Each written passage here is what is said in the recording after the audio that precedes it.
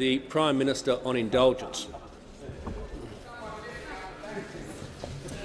Mr Speaker, on indulgence, I rise to acknowledge the passing yesterday of Benita Mabo, AO.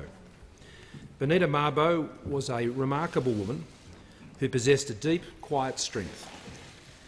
The wife of Eddie Mabo for 32 years, whose long fight for Indigenous land rights made him part of our national pantheon.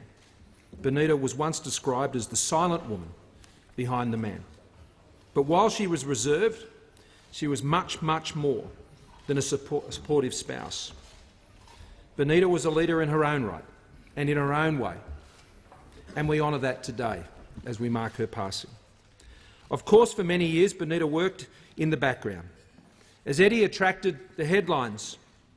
Continuing what Benita called his fight, she held the family together and raised the couple's 10 children. An extraordinary achievement. An extraordinary achievement. Benita's children often said, "Mum, I don't know how you did it." And she'd reply, "I don't even know myself."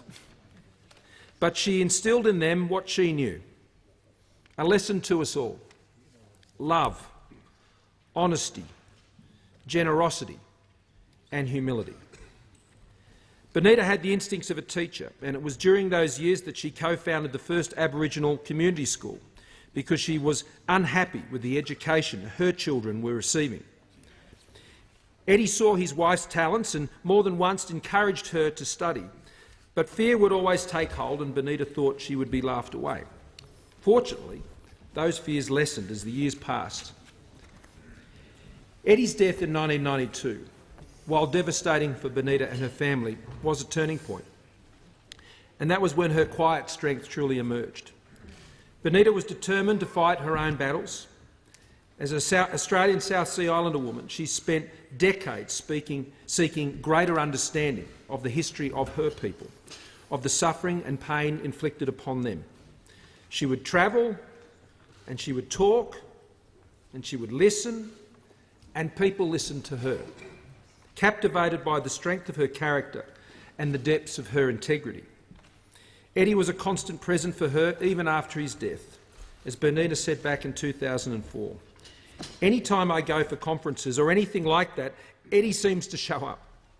When I went down to Adelaide, he was dancing, all hours of the morning it was. While he was dancing, he just looked at me and had the biggest smile. He gives me strength to do the things I do." Benita was a firm believer in smiling. A smile goes a long way, she would say. It helped her persuade and to reassure, to calm. It helped her to move the interests of her people forward, whilst also advocating passionately for Indigenous schooling and the rights of Aboriginal and Torres Strait Islander people. In this building, we know a lot about leaders. Every leader is different, and so is Benita. Different from all the others, different from her husband Eddie. Benita was often quiet, sometimes unassuming, but she was no less effective, no less powerful. Her strength was quiet, drawn from her history, her family and her deep sense of justice. Benita's wisdom and her generous, open heart will be missed, especially by her family. As someone who's grown up in a family that fortunately, where my parents have been together all of their lives, and also be blessed to be in such a marriage myself, I know how much it must grieve the family to lose both of their parents now, when they saw so much love, so much connection, so much inspiration from their partnership over so many years, and to see that carry on even after their father passed away and the achievements we've seen. Benita's warm and her generous open heart will be missed. Her legacy, however, will endure. Like her husband Eddie, Benita will always be part of the story and heart of her land, of our land. To her beloved family, I offer the heartfelt sympathy of this parliament and our nation. The Leader of the Opposition. Thank you, Mr Speaker. Today our parliament and our nation pauses to remember and honour a remarkable woman. A person who gave hope and heart to so many for so long. when Dr Mabo met Eddie, she said it was love at first sight for her and for her parents. She remembered her father would go crabbing and fishing and have it all cooked up in time for Eddie's arrival. And as she said, with fruits on the tree, Mum would say, "Don't touch that one, that's for Koki." She made a lot of sacrifices for her true love.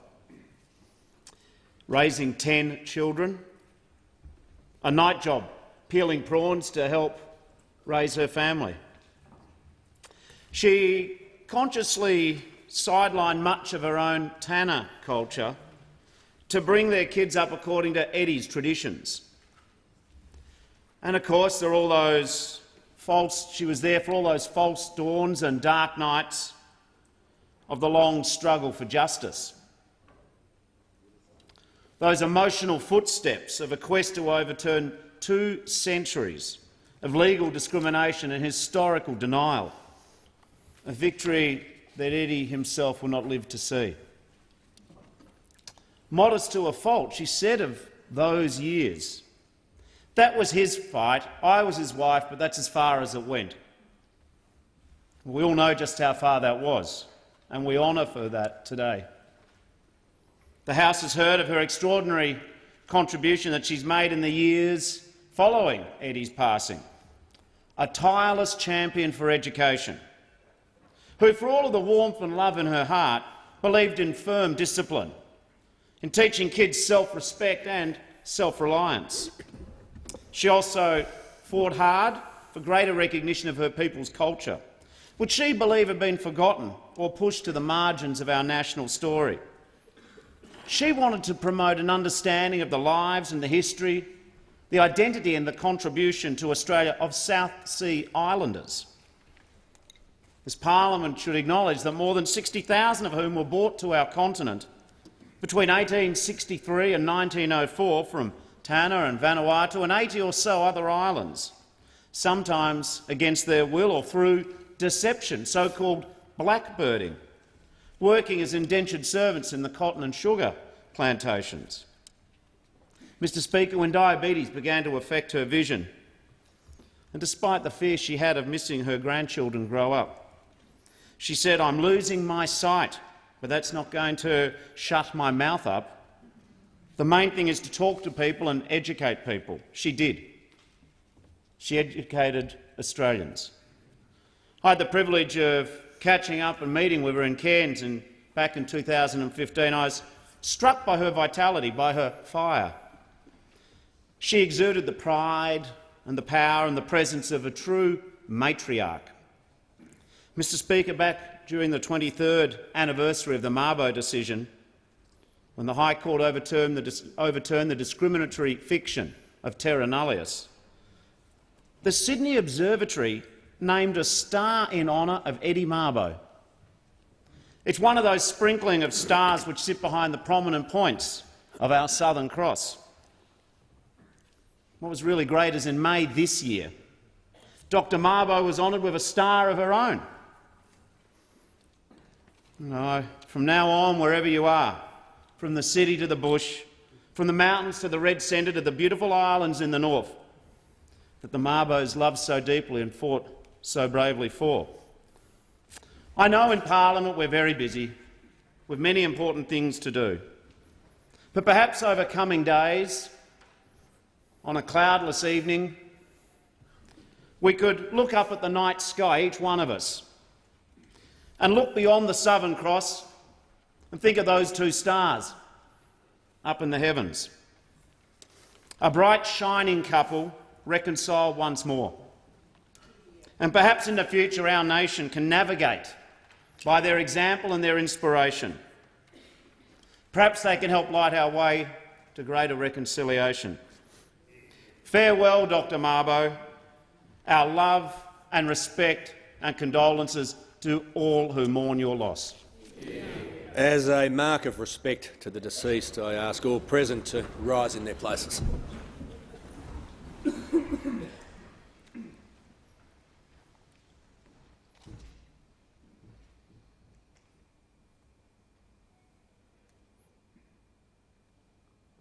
I thank the House. The Leader of the House. Thank you, Mr Speaker. I ask leave of the House to move a motion to enable further statements on indulgence on the death of Benita Mabo to be made in the Federation Chamber. Is leave granted? It is.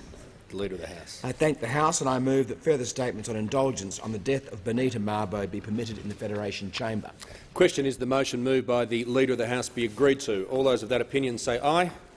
To the contrary, no. The ayes have it. Questions without notice. The Leader of the Opposition. Thank you, Mr Speaker. My questions to the Prime Minister. Given that his minority government is consumed by division, dysfunction and chaos, was it a mistake for the current Prime Minister to replace Malcolm Turnbull? And again today I ask, why isn't Malcolm Turnbull still the Prime Minister of Australia? The Prime Minister has the call. Members on both sides. Prime Ministers you took The Treasurer. Members on both. The Treasurer. Treasurer. The Prime Minister has the Thank call. you, Mr Speaker. Our government's getting on with the job, Mr Speaker. Since we were last here in this place, our government has been getting on with the job. The National Drought Summit, the $5 billion drought-proofing fund. Have we heard a whisper from the other side about the drought, Mr Speaker? Have we had a question from the other side about the drought, Mr Speaker? No.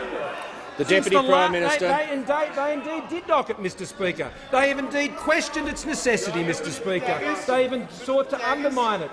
Mr Speaker, we have announced major water infrastructure projects in Townsville. We have announced the major changes to infrastructure and support for our tourism industry down in the Greater Geelong region, down along the Ocean Road.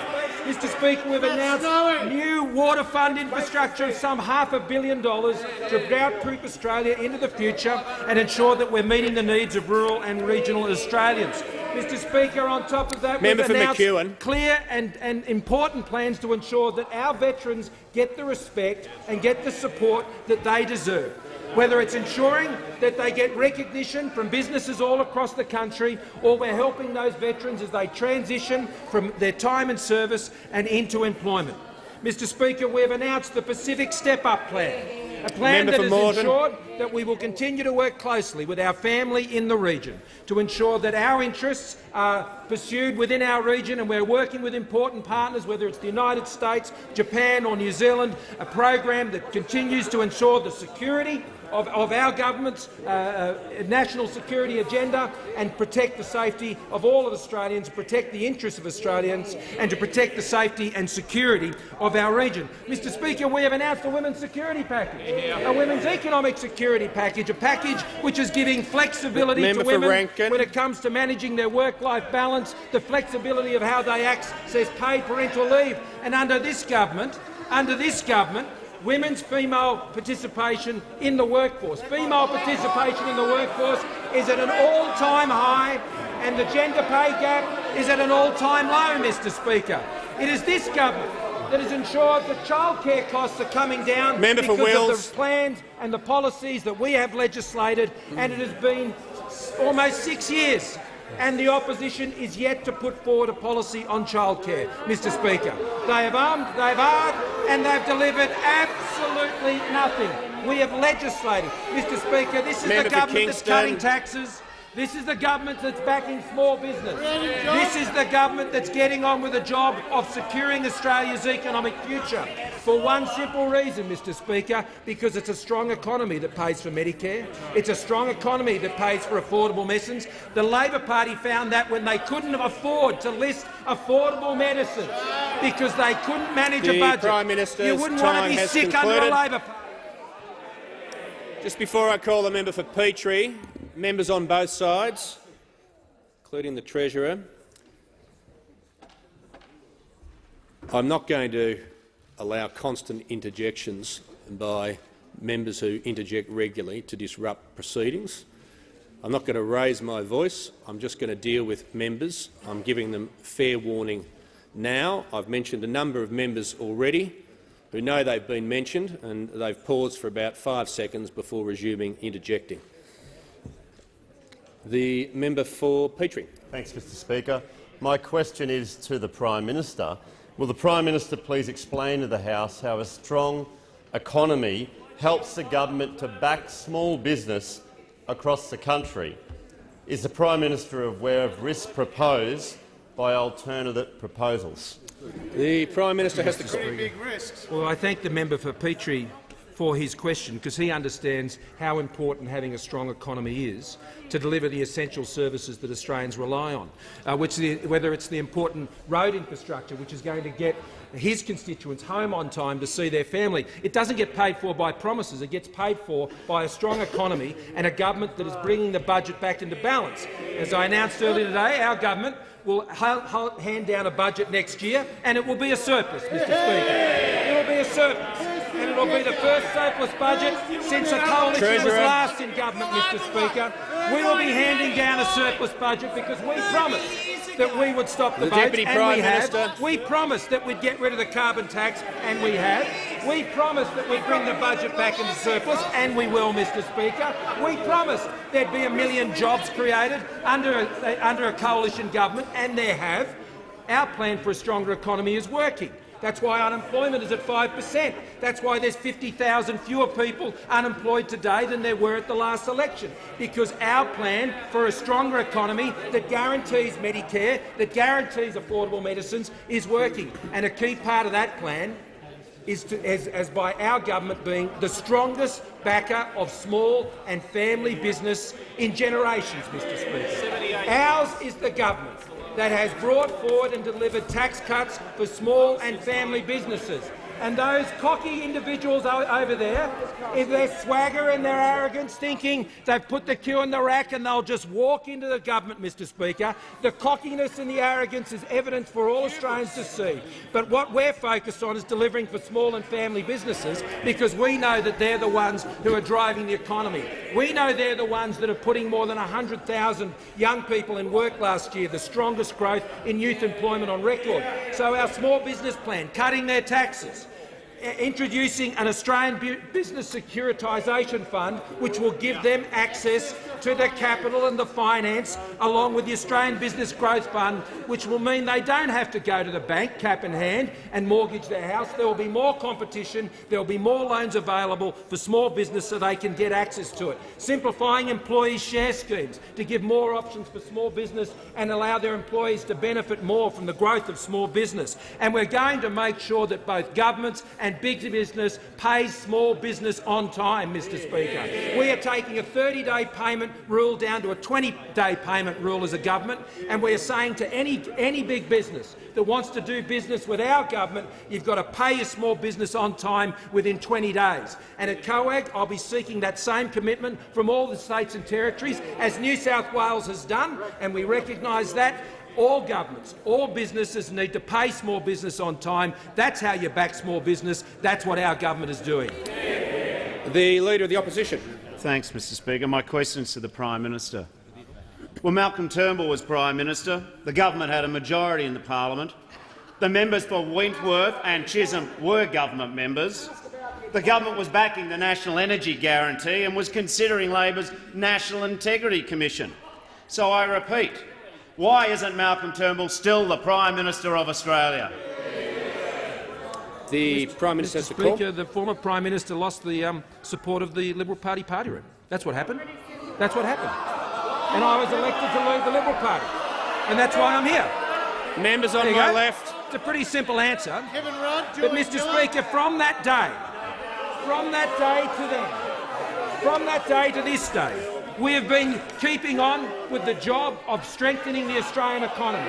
We've been expanding our trade commitments. We've been opening up new markets. We've been ensuring that the Australian economy continues to transition and diversify, whether it's our traditional industries, like our resources industry, whether it's like our agricultural sector, our agribusiness sector, going through to our financial services, our education and our tourism industries, our defence industries, where we are revolutionising, Mr Speaker, what is happening to rebuild our defence forces from the shameful record of the Labor Party when they were in government. They didn't commission one ship, Mr Speaker. They didn't even commission one tinny, Mr Speaker. What they did over there to Australia's defence forces, leaving our serving men and women without the resources to support them in the important work they do was shameful, Mr Speaker. They failed on their watch. They failed on their watch to look after the budget. They failed on their watch to deliver a stronger economy. They failed on their watch to look after our defence forces, ensure they had the right support and investment to give them the capability that they needed. They failed when it came to trade, as they failed to secure the agreements that our government has been able to achieve. They failed when it came to employment creation, whereas our government has presided over more than 1 million jobs being created over the last 5 years. They failed when it came to border protection, Mr Speaker. They failed as 50,000 people turned up on $800. That is the record of the Labor Party, and they have learnt nothing, not a thing, in the last 6 years about how to manage a budget, how to protect your borders, how to look after your defence forces, how to protect Australians when it comes to national security. They were failures in government last time. They'll be failures in government if they ever get the opportunity again, Mr Speaker. The big revolutionary changes that this Leader of the Opposition wants to wreak on the Australian economy with $200 billion in higher taxes, the biggest wet blanket ever thrown on an economy in generations, Mr Speaker. That is the design of the Leader of the Labor Party, a Leader of the Labor Party who's union-bred, union-led, union-fed, Mr Speaker, a Labor Party that will take us back to the industrial relations activities of the 1970s. That's not the future of the Australian economy. This Leader of the Labor Party is an old Labor throwback. The member for Barker. Thank you, Mr Speaker. Mr Speaker, my question is to the Treasurer. Will the Treasurer outline to the House how a strong economy helps government deliver certainty and economic security for Australians, including in my electorate of Barker? And, Treasurer, are you aware of any divergent schemes which might threaten the prosperity of hard-working Australians? The Treasurer has the call. Thank you, Mr Speaker, and I thank the member for Barker for his economic question, because we don't get anything from the economy from those opposite, Mr Speaker. Nothing from the economy. The member for McMahon is Mr Invisible, Mr Speaker. Mr Invisible. He can't get a question up here about the economy, Mr Speaker. And the reason why is because the Australian economy is growing. The Australian economy is growing strongly and performing well. And that's the view of the Reserve Bank of Australia, that's the view of the OECD, that's the view of the IMF. And at 5% unemployment, the lowest level since 2012, and wages have started to rise with the biggest jump in 3 years, Mr Speaker. Australia's AAA credit rating, reaffirmed by the leading credit rating agencies, and Australia one of only 10 countries in the world to have a AAA credit rating, and 4.4% GDP growth, which is the fastest rate of growth since the height of the mining boom, Mr Speaker. The benefit of a strong economy is that we can deliver the health and education services in record amounts, Mr Speaker, the infrastructure, the defence spending, the border protection that the people expect, need and deserve, Mr Speaker. But the biggest threat to the Australian economy comes from those opposite, and it comes from their taxes, from their changes to negative gearing, abolishing it as we know it, Mr Speaker, and their changes to the retirees, to franking credits, Mr Speaker. A $45 billion tax grab on retirees, Mr Speaker, and senior Australians, 84% of whom have a taxable income under $37,000, Mr Speaker. 900,000 individuals will lose more than $2,000 on average as a result of Labor's plan. 200,000 self-managed super funds, Mr Speaker, will lose out as a result of Labor's plan. Like David in Mile End in Adelaide, Mr Speaker, he and his wife do not claim the age pension, but they will lose $10,000 a year as a result of Labor's plan. This will put them on the age pension, Mr Speaker. This will put them on the PARP pension. Now, Mr Speaker, the Labor Party talks about fairness, but how fair is it to increase taxes on retired Australians, Mr Speaker? How fair is it to take away the money from people who have planned for their retirement, Mr Speaker? How fair is it to push people onto the pension who have taken upon themselves and personal responsibility to save for their own retirement? Only the Coalition can be trusted to cut taxes and help people who save for their own retirement. The Deputy Leader of the Opposition. I'm sorry. Thank you, Mr Speaker. My question is to the Prime Minister. The former Liberal and now independent member for Chisholm today confirmed the coup against Malcolm Turnbull was led by, I quote, members of the reactionary right wing and was supported by MPs who traded their votes for personal ambition, saying, and I quote, their actions were undeniably for themselves, for their position in the party, their power, their personal ambition, not for the Australian people. Prime Minister, the member for Chisholm has explained why Malcolm Turnbull is no longer Prime Minister. Why won't you?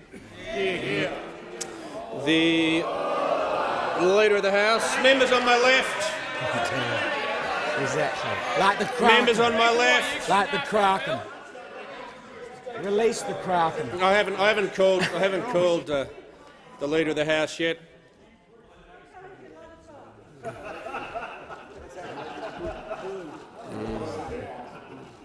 The Leader of the House on a point of order. Mr Speaker, the Prime Minister is not responsible for the comments of the member for Chisholm or anybody else in the House about matters that are not even part of his responsibility.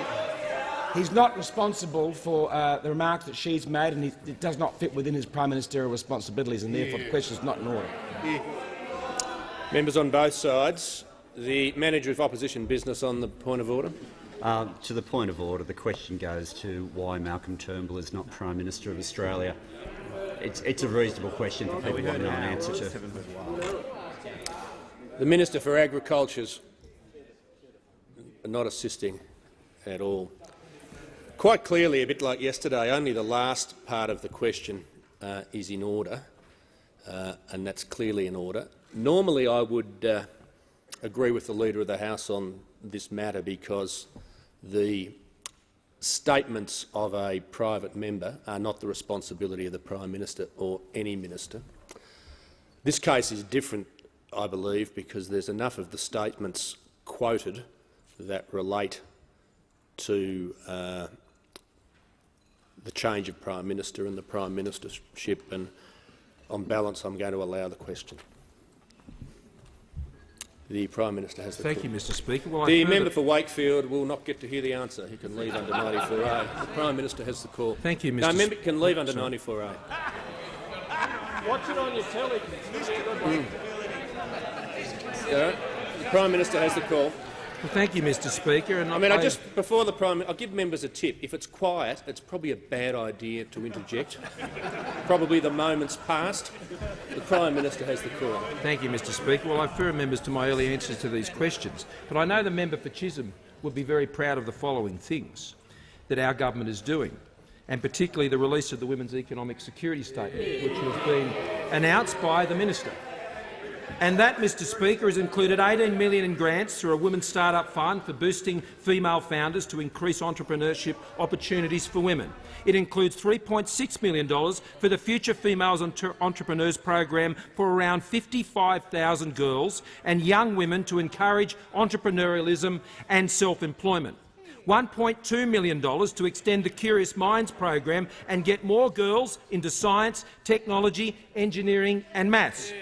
Increasing the flexibility of paid parental leave and extending access through changes to the work test, some $32.5 million in commitments from our government under our government's plans to ensure there is greater economic security for women, supporting regional employers through $1.5 million in Carer Revive initiatives to support business to attract and retain women returning to work after a career break, providing scholarships for women in economics and finance through the Women's Leadership and Development program, $8 million to streamline data collection for the workplace gender equality agencies, $31.8 million for existing specialist domestic violence units and health justice partnerships, enabling women experiencing family and domestic violence to have early access to their superannuation to cover the significant costs of rebuilding their lives. And, Mr Speaker, I note the interjections from those opposite. If they don't support these initiatives, Mr Speaker, I'm disappointed, but I would hope that they would, Mr Speaker. $14.9 million to 2023 to expand the Good Shepherd Microfinance no-interest loan scheme to help up to 15,000 additional women experiencing family and domestic violence access finance when they need it most every year, and $50.4 million to support an additional 31,200 families to resolve family law disputes quickly through mediation. This government's getting on with serious business, Mr Speaker. We're getting on with putting serious policies in place that are addressing the real needs of Australians, whether they be women, whether they be young people, whether they be senior Australians, who will be supported by the work we're doing in our $1 billion extra every year for aged care, the Royal Commission into aged care, which we believe will be essential to provide the platform for important reforms in our aged care sector into the future. Our government is focusing on the issues that Australians are concerned about: their jobs, their livelihoods, their services, the economy that delivers all of these things. The Labor Party has become so obsessed with their own political opportunities, Mr Speaker, that they can only focus on the politics of Canberra. They have become so arrogant and cocky about the election. Member for Gorton, it's the independence question. You've just broken the start. And just before I call the member for Denison, I'd like to inform the House we have joining us in the gallery this afternoon the former member for Hasluck, Mr Stuart Henry. On behalf of the House, I extend a very warm welcome. And I'd also like to inform the House we've just had join us on the floor of the House the ASEAN parliamentary delegation. On behalf of the House, a very warm welcome to you here to the floor of the House of Representatives. And I call the member for Denison. Speaker, my question is to the Prime Minister. Prime Minister, yesterday you spoke glowingly of the city deals being struck around the country. But I understand the Hobart City deal, as it currently stands, won't include any funding other than for the Bridgewater Bridge, which has already been announced, and doesn't include light rail.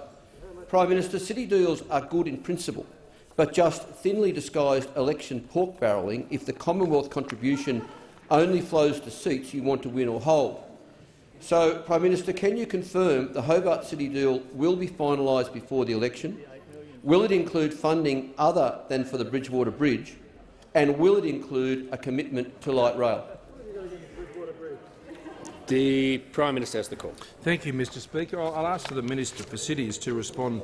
But, Mr Speaker, I would add that a total of $2.2 billion in transport infrastructure in Tasmania, including $921 million for projects we announced in this year's budget. And it's true, that includes $461 million for the Bridgewater Bridge. It includes $400 million under the Roads of Strategic Importance initiative. It includes $400 million to upgrade and improve the safety on the Midland Highway in Tasmania. It includes $38 million towards the $40 million Hobart International Airport runway extension, recently completed, which created 360 jobs, $17.5 million for the Huon Highway and the Summerlees Road intersection upgrade, creating 350 jobs, and $119.6 million, as we did early in our government, for the Freight Rail Revitalisation Project, supporting 200 jobs and improving freight transport links to key domestic and export markets throughout Australia and the world. Our government is delivering for Tasmania, and I'll ask for the Minister for Cities to add. The Minister for Cities. Oh, thank you very much to the member for Denison for his question, and to the Prime Minister. I can confirm to the member for Denison that the deal will be completed before the next election. Indeed, we hope, Mr Speaker, that the deal will be completed by the end of this year, and it will be a terrific deal for Hobart, and indeed it will make Tasmania the first state or territory in the country to have two city deals signed. And so we look forward to that. And just a few weeks ago, I was down in Tasmania speaking with the State Treasurer, Treasurer GORTON, as well as the mayors from the local councils, discussing what the shape of that city deal is going to look like. And we have foreshadowed that the centrepiece of that deal is going to be the redevelopment of the Macquarie Point precinct and the creation of a new Antarctic and Science precinct at Macquarie Point, and that will build on the very significant world-class research which Tasmania already does. The Minister will just take a seat. The member for Denison on a point of order. Yeah, thank you, Speaker. Just on relevance, the question is very pointed. It goes to members on my right. No, I can't hear the member for Denison. I've asked very specifically whether it goes to additional funding other than the Bridgewater Bridge, and also whether there will be a commitment to light rail. Thank you, Speaker. Yes, I just say to the minister there was a long preamble to the question, which, as I've mentioned to all members previously, does open up the scope for the answer. I acknowledge there were some very specific questions, 3 specific ones at the end, right near the end of the 45 seconds. So I think the minister is being relevant to the question.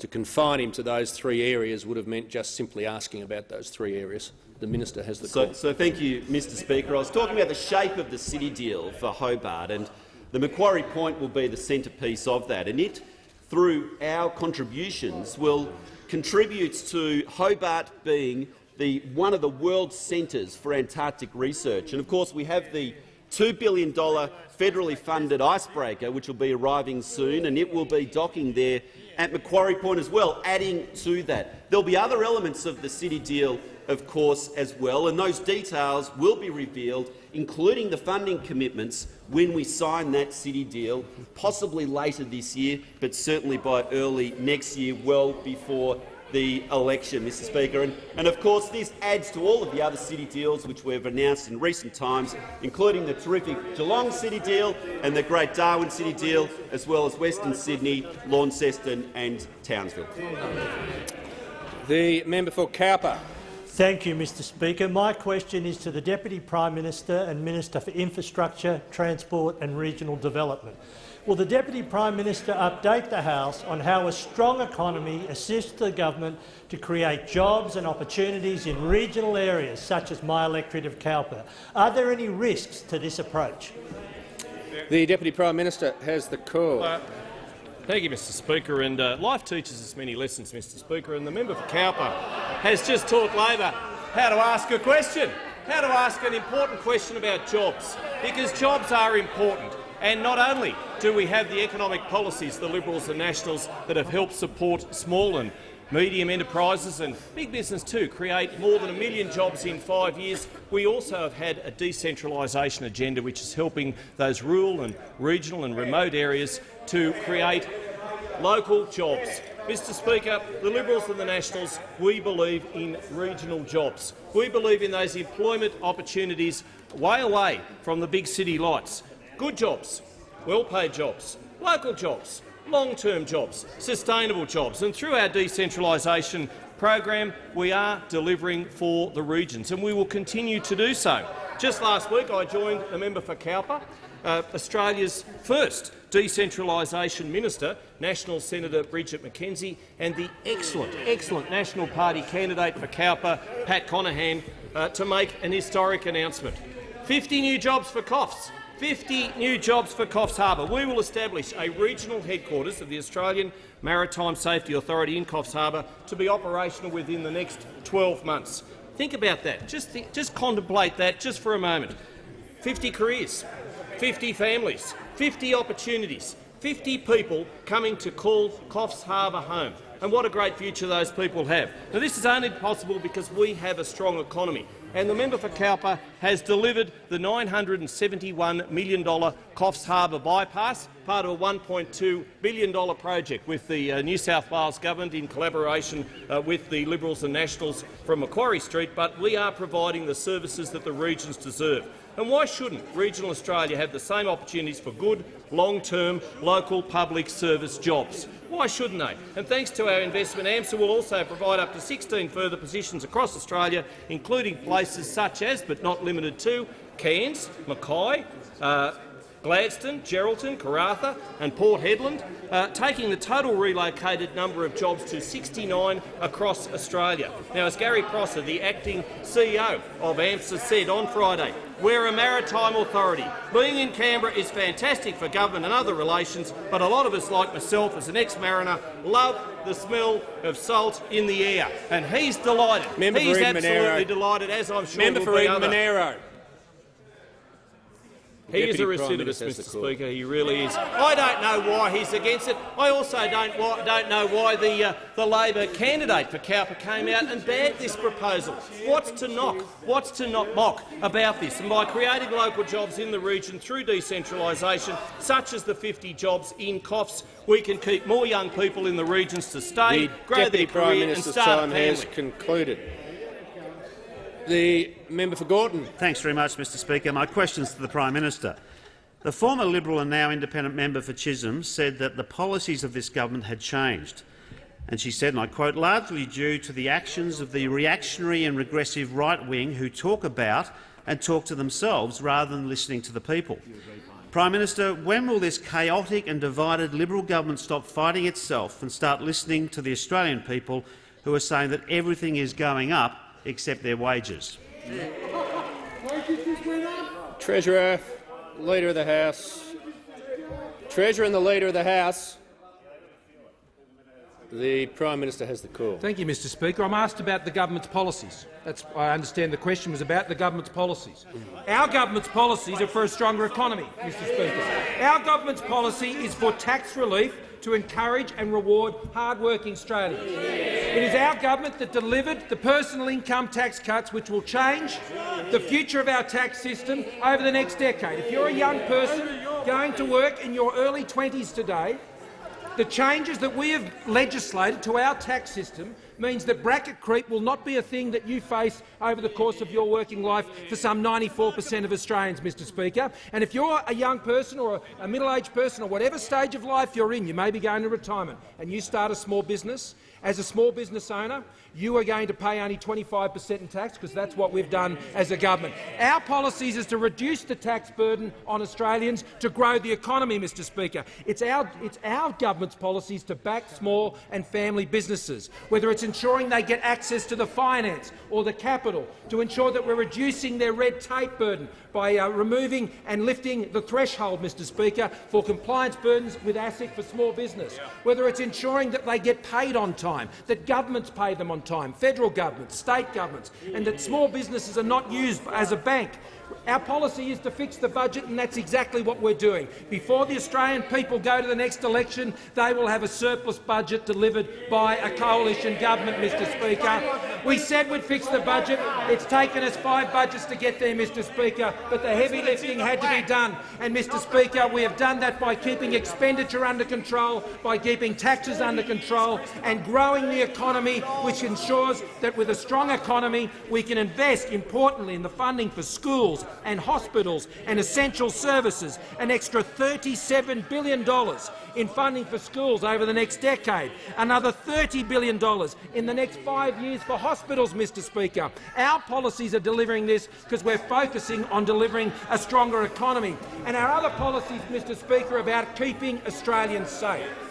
Last week I announced, and we'll be introducing the legislation into this place this week, to ensure that if there is a radical Islamic terrorist, or any terrorist for that nature, Mr Speaker, who has, we believe, another citizenship, we will strip their citizenship away from them, Mr Speaker.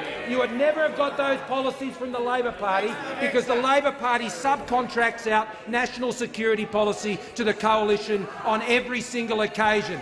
They happily might on occasion follow us, Mr Speaker, but when it comes to keeping Australians safe, Labor is never in the lead. They are always trailing along behind, often making excuses, but sometimes turning up to the event to ensure that we can keep Australians safe. But we'll also be putting in place the exclusion orders as well. They're our policies, Mr Speaker. The member for Robertson.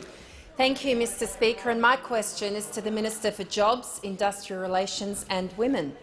Will the minister update the House on how a strong economy helps the government support women to take control of their financial future, and what are the risks associated with a different approach? The Minister for Industrial Relations, Jobs and Women has the call. I thank the member for Robertson for her question. And as a mum and a former teacher, I know that she is absolutely passionate about young women being able to fulfil their full potential. She wants the women of Australia, just like all of those on this side of the chamber, to not only survive but to thrive.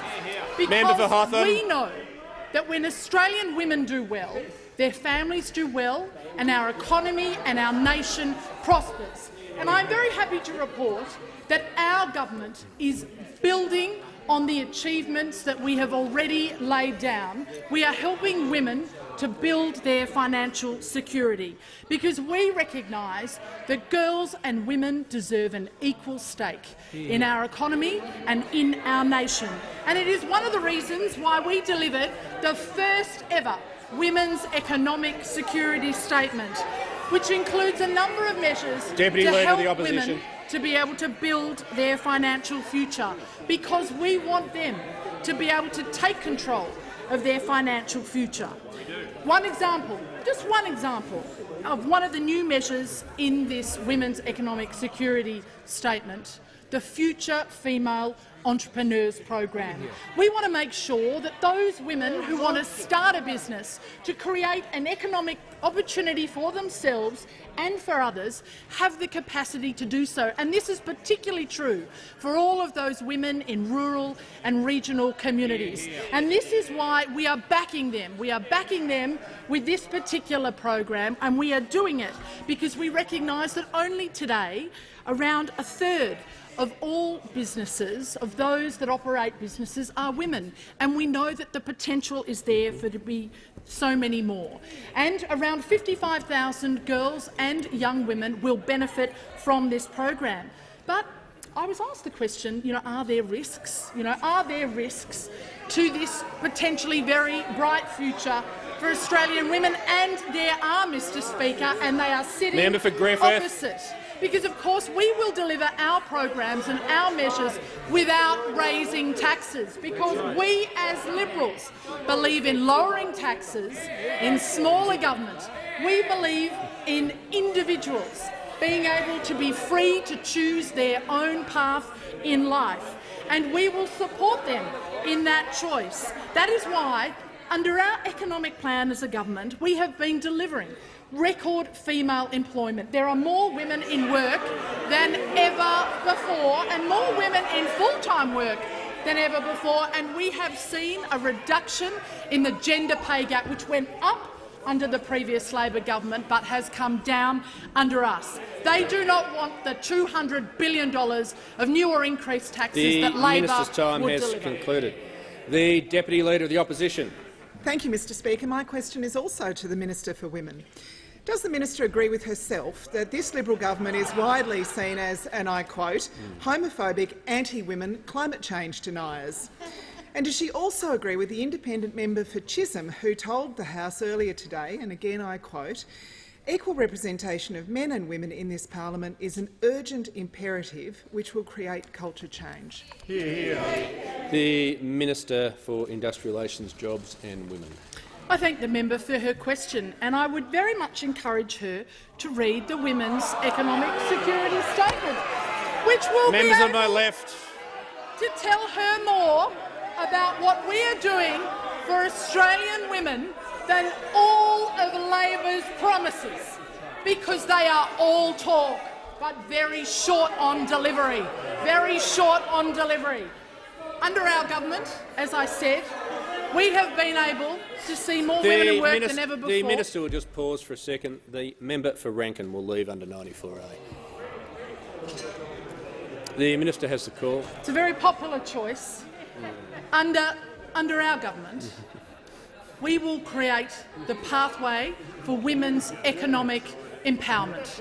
We genuinely want to see women be able to build their financial security.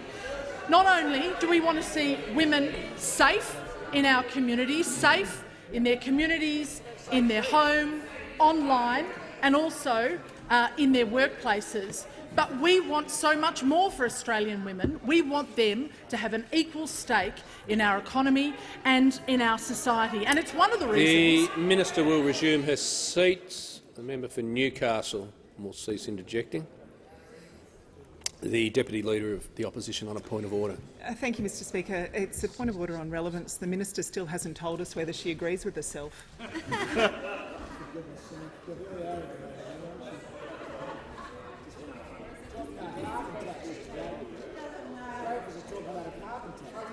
If the Leader of the House would cease interjecting.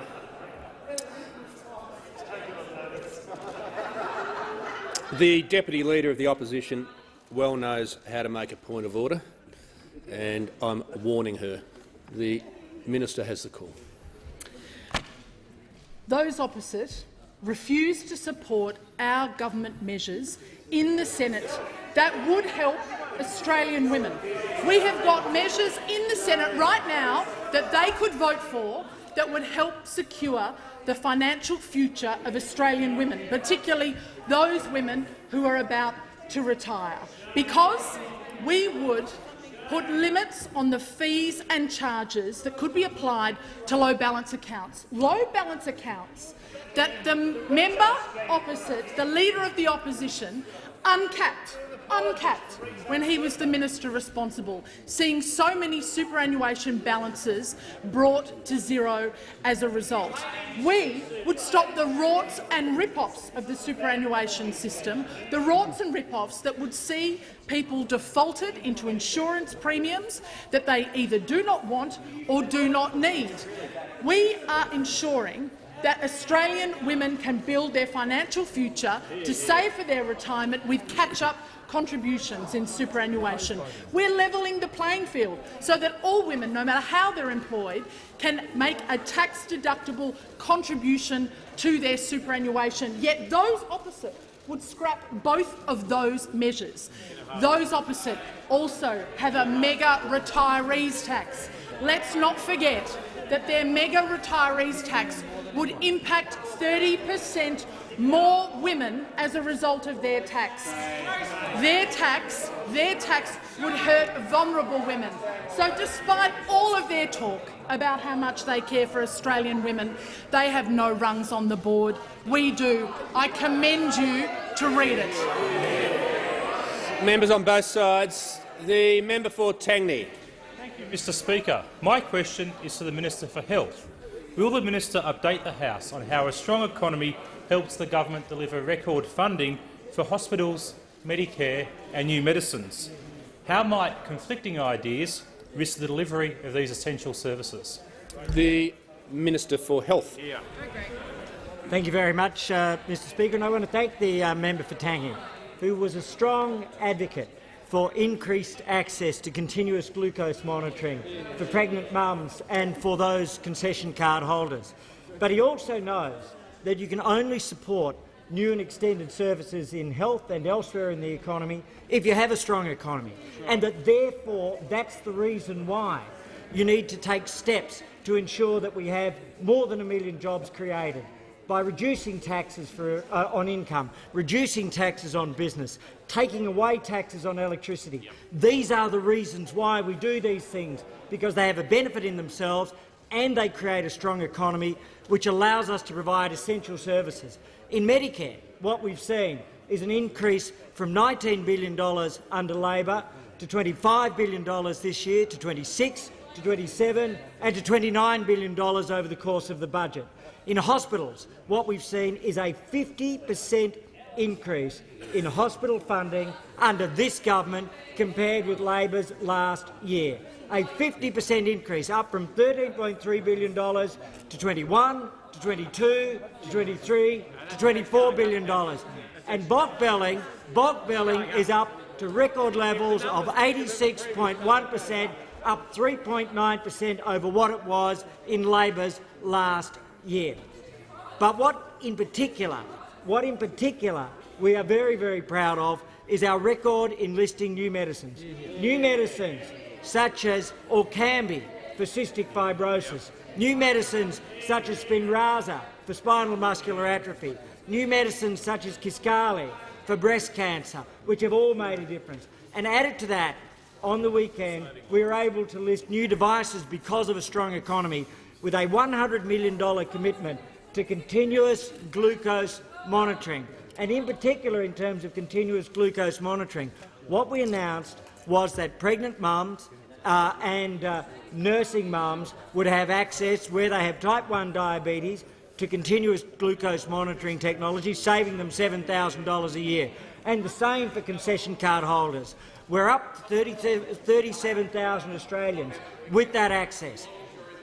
Of course, this compares with what happens, though, if you cannot run a strong economy. We know that under Labor, the member for when Ballarat the leader and of the opposition no, the was member the for Barker assistant treasurer, end his conversation. when the leader of the opposition was the assistant treasurer, they deferred the listing of new medicines because of fiscal circumstances until fiscal circumstances would permit. In other words, they couldn't run the economy. Therefore, they blew the budget. And because of that, they stopped listing medicines. It's very simple. You can't trust Labor with the economy, and you can't trust them to list medicines.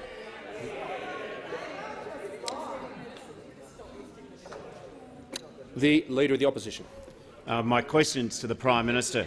Is the Prime Minister aware that at a time of record-high power bills and record-low wages growth, the former Deputy Leader of the Liberal Party has called on the Prime Minister to work with Labor on the National Energy Guarantee, saying, and I quote, "The government needs to consider energy policy through the prism of securing bipartisan agreement with Labor to establish a long-term, stable regulatory framework that will support private sector investment."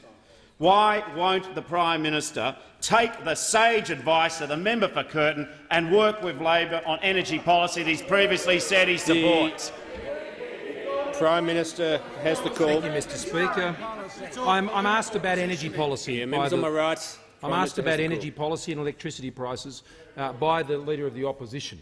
And I can assure him of one thing, that this government will not introduce a carbon tax. We won't introduce a carbon tax. But, Mr. Speaker, it's not so clear when it comes to the Labor Party. When he was asked, the Shadow Attorney General was asked by Laura Jays today on Sky, Leader of the House, will you have some form of carbon tax? He said, well, obviously not, that's not part of the policy. But she goes on, are you ruling it out, though? And he says, I'm not going to rule it in, or I'm not going to rule it out, Mr. Speaker. I'm not going to rule it out, Mr. Speaker. I'm not going to play that game, Mr. Speaker. Mr. Speaker, the Australian people have heard from the Labor Party about carbon taxes before. Even when they ruled them out, Mr. Speaker, they introduced them, as Julia Gillard did. The carbon tax that would never be introduced, the carbon tax that they did introduce. It was the carbon tax that our government abolished when we came into government in 2013, Mr. Speaker. Mr. Speaker, what the Leader of the Opposition doesn't understand is the difference between two numbers. Our government has a responsible emissions reduction target of 26%, meeting our commitments, Mr. Speaker. His seat. The Treasurer will cease interjecting. The Leader of the Opposition on a point of order. On direct relevance, the Prime Minister hasn't referred to what the member for Curtin said, and why doesn't he ever talk about the National Energy Guarantee? I'm not calling the Leader of the House will cease interjecting.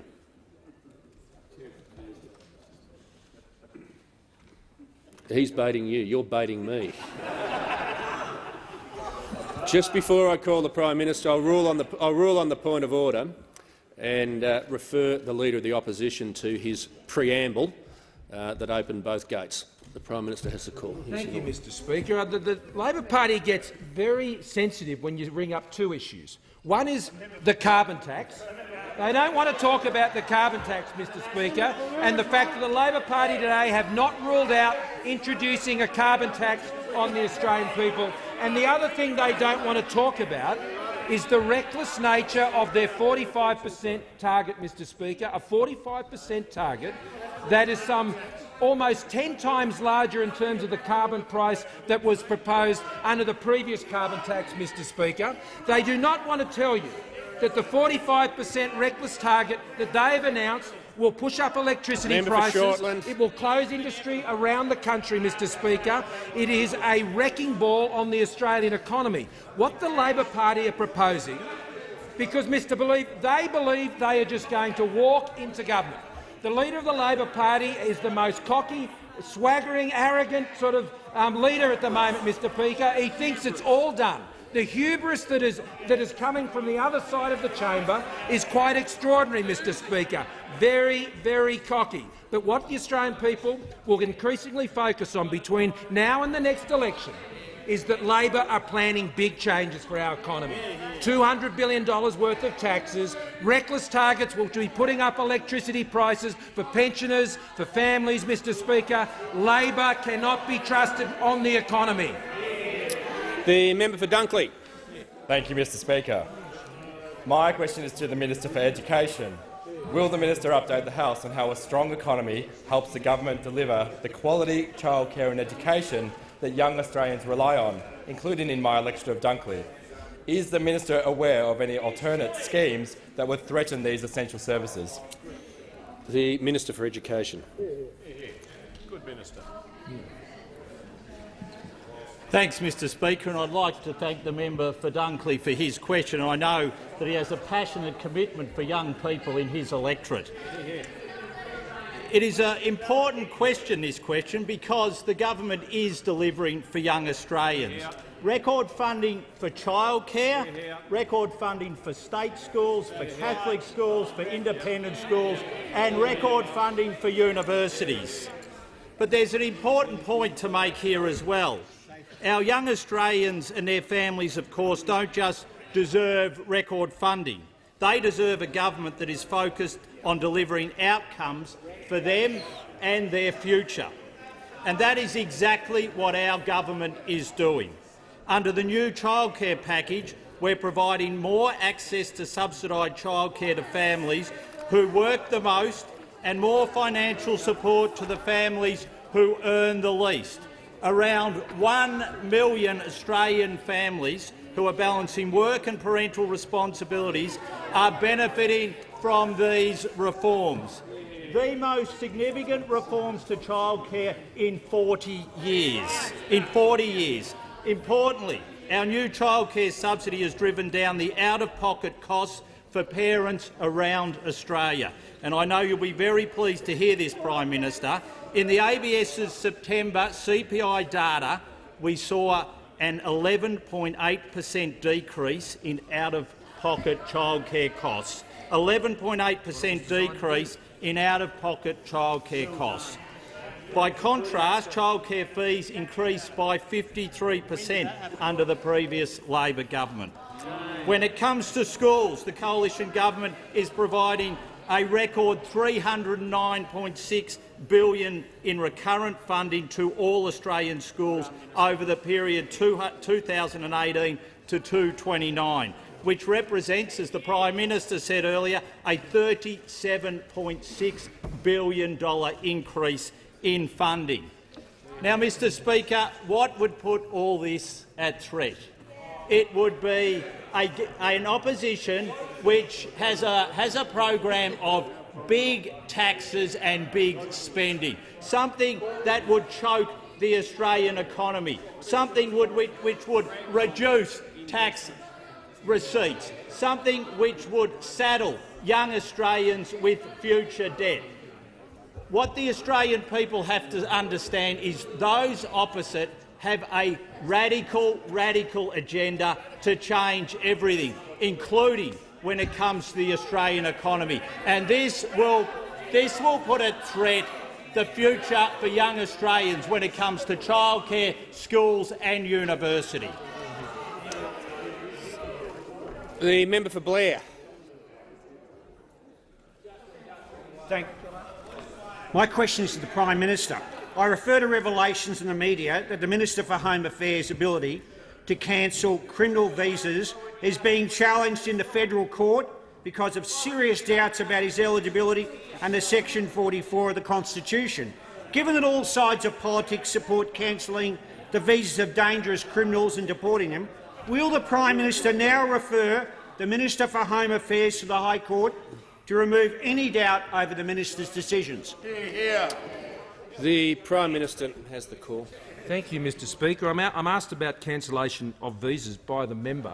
Mr Speaker, I can inform the House that the Minister for Home Affairs does not have responsibility for cancelling of visas. That power is actually held by the Minister for Immigration, Citizenship and Multicultural Affairs. So the Shadow Minister may wish to pay attention to when ministries are announced, because these things are set out very clearly. But I'm asked about cancellation of visas because it is true, Mr Speaker, It is very true, absolutely true, that this government has cancelled the visas of 3,000 criminals, Mr Speaker. As Minister, I cancelled them, other ministers cancelled them, Mr Speaker. Bikies, murderers, rapists, we cancelled their visas, Mr Speaker. Now, the member for McMahon and the member for O'Connor, I remember when they were the Minister for Immigration. I remember when I became the Minister for Immigration, one of the first issues that were raised with me was about Member for Isaacs. a certain Australian, he wasn't an Australian actually, he was a visa holder, Mr Speaker. They never liked me talking about Alex Vella. They never liked me to talk about Alex. The Manager of Opposition Business on a point of order. Yeah, on direct relevance, Mr Speaker. I've waited for there to be substantial time for a preamble. The question is not a general question about visa cancellation. It goes specifically to the serious matter of making sure that cancellations that have been made by the Minister for Home Affairs have full legal protection, and then asks whether a High Court referral will be made to be able to clear that up. It is not a general question in the way the Prime Minister is answering it. Just as I'll rule just before I call the Prime Minister back to the dispatch box, I listened carefully to the question. I appreciate the point the Manager of Opposition Business is seeking to make. The member for Blair did refer to newspaper articles about the cancellation of visas. That was certainly my recollection of it, unless the Manager of Opposition Business wants to say otherwise. Yes. To that point, Mr Speaker, the revelations in the media are that the minister's ability to cancel those visas is being challenged in the federal court. Visas, that's right. Yeah, but it's specifically about his capacity to be able to do that the question goes. Yeah, I appreciate the point the Manager of Opposition Business is trying to make, and I mean I don't judge the factual accuracy of questions, but I don't mind pointing out it's not the Prime Minister's power to refer anyone to the High Court; it's this House's power. So I'm not going to nitpick, but given that was in the question and the Prime Minister very early on referred to the Minister for Immigration, I think he's still in order. Simply in the 3 minutes, the Prime Minister needs to remain relevant to the topics asked in the question, and I think there were 2 topics that were asked. The Prime Minister has the call. Thank you, Mr Speaker. I was referring again to cancellation of visas, and I made the very clear point that under our government, the Minister for Immigration and Citizenship and Multicultural Affairs is responsible for visa cancellations. He is the one in our government who has responsibility. But, Mr Speaker, he says now, and it's true, that I used to be the Minister for Immigration and Border Protection, Mr Speaker, and one of the first issues that was brought to my attention was a certain Alex Vella, the president of the Rebels bikie gang, Mr Speaker, and I cancelled his visa, and he's never come back to these shores, Mr Speaker, and that started a long list, Mr Speaker, of actions by our government to ensure that we did the right thing on visas. Now, Mr Speaker, when I cancelled Alex Vella's visa when he was away from Australia, ensuring that he could not return, it became very well known to me that this was a matter that authorities had been seeking governments to take action on for some time, Mr Speaker. It was a matter that they— and, Mr Speaker, I know for a fact that the former Ministers for Immigration never had the decision to cancel that visa, and nor did I, Mr Speaker. You know what I had to do? I had to ask for it. I said I wanted to see the cancellation papers for Alex Vella's visa, and so I took that decision. You could have taken that decision. You didn't. You scripted it. That's why Australians cannot trust the Labor Party when it comes to immigration and border protection. You can trust Australians can trust the coalition when it comes to defending our national security. That's why we're going to introduce temporary exclusion orders. That means foreign fighters will not be able to come back into this country, Mr Speaker, unless it's on our terms. We're taking the right decisions on national The member for Fairfax has the call. Thank you, Mr Speaker. My question is to the Minister for Families and Social Services. Will the minister update the House on how a strong economy helps the government support Australians through our social security and welfare system that provides the essential services that families and elderly Australians rely on and are there different alternatives, and what are their consequences? The Minister for Families and Social Services. Well, I do thank the member for Fairfax for his question, because as he knows, on this side of the House we are delivering the services that families rely on, we're delivering the services that older Australians rely on, and we're delivering those services because of a strong economy and a strong budget. Mr Speaker, if you just look at the measures that we are introducing this week to give older Australians more choice and more options, we're extending the pension work bonus from $250 a fortnight to $300 a fortnight.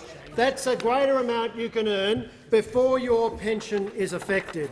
We're extending that option to self-employed pensioners, and the result is that more than 90,000 people will get increased payments.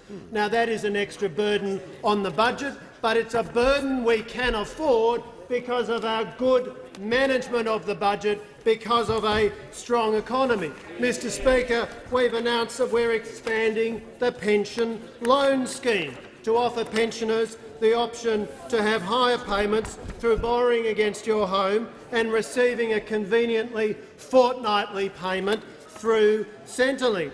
Through a combination of your pension payment and a loan payment, you can receive up to 150% of the full pension, or $1,374 a fortnight for a single pensioner. So that's more choice and more options for older Australians, and we're able to deliver that because of our strong management of the economy and of the budget. And of course, we're also providing new options for seniors through a fairer assets test for pooled lifetime retirement income streams. And Mr Speaker, since we've been elected, the pension has increased by $107.90 per fortnight for singles, $162.60 per fortnight for couples. That's achieved because of a strong budget and strong fiscal management. Compare by contrast, Mr Speaker, a very different message for older Australians from Labor. When Labor's in government, they always lose control of the budget. It happens time after time, and they always have to wind back on the capacity to deliver services because they run out of a capacity to fund it. And what is their message for older Australians who've saved to acquire a modest parcel of shares? They're coming to take away your franking credit refunds. That's Labor taking away benefits from older Australians. On this side of the House, we are delivering for older Australians. We're delivering for families because of strong budget management. The Prime Minister. Thank you, Mr Speaker. I ask that further questions be placed on the notice paper.